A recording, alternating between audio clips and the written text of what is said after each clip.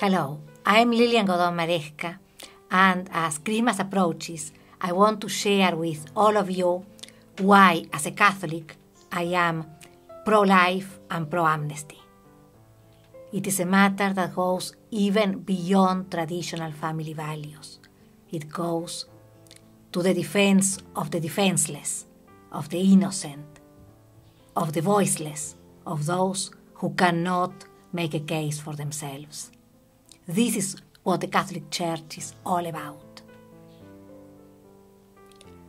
Not everybody knows about Father John Lassane, who, borrowing from the Associated Press article dated August 6, 2009 by Christina Hogg, besides saving souls, he made it his mission to save homes. His parish of Mary Immaculate is in Pocoima, a low-income area in the San Fernando Valley that was one of the neighborhoods hardest hit by the foreclosure crisis.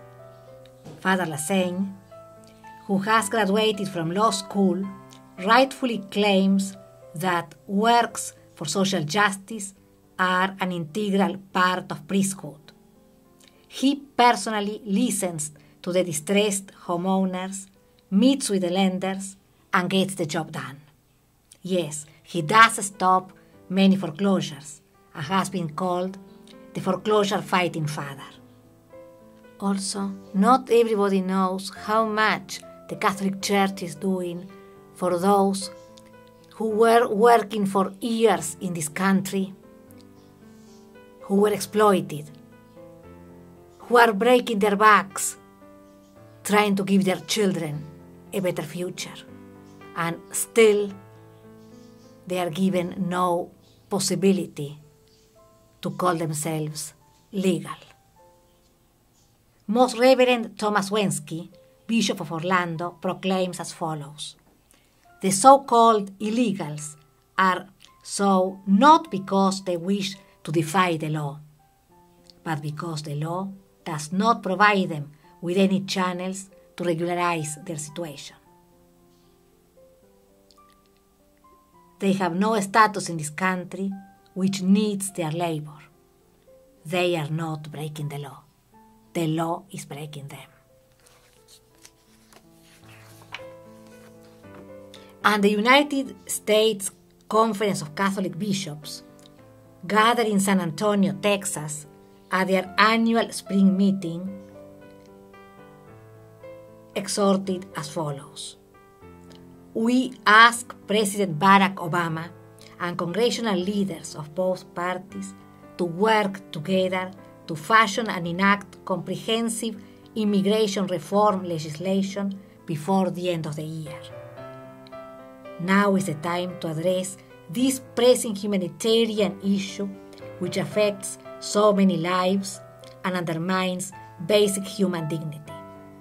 Our society should no longer tolerate a status quo that perpetuates a permanent underclass of persons and benefits from their labor without giving them legal protection.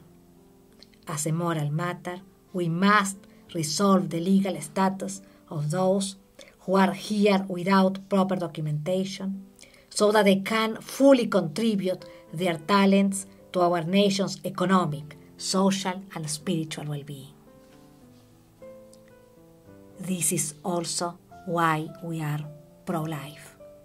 Who can be most in need of help than an unborn baby?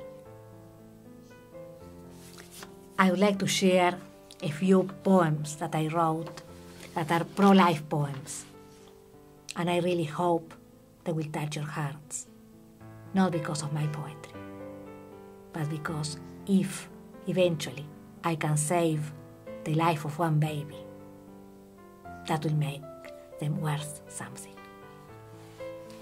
The first one I entitled Tiny Unborn Baby. Tiny unborn baby with a beating heart, defenseless little infant still in the womb. Will a baby album proudly show your life starts? or will you be killed with no name or tomb? You are meant to be somebody, to grow up, to be hugged, to have a voice. But unlike any female beast loving her pups, in you, your human mother may not rejoice. She may kill you with impunity because the law gives her that choice. Excuses include college, financial insecurity, a career, and even fun and noise. She may deny you were ever there and refuse to give you any further thought. But if one day, somehow, somewhere, she finds herself scared or in a tight spot, a tiny angel from heaven above will ask the good Lord to hold her hand. You'll be that little angel full of love, and maybe one evening she will understand that next to God she has a child, praying for her despite what she's done, and she'll shed tears even if her life is wild, and she'll regret to have refused to be your mom. There is a part 2 if you're interested. If not, thank you all. Merry Christmas.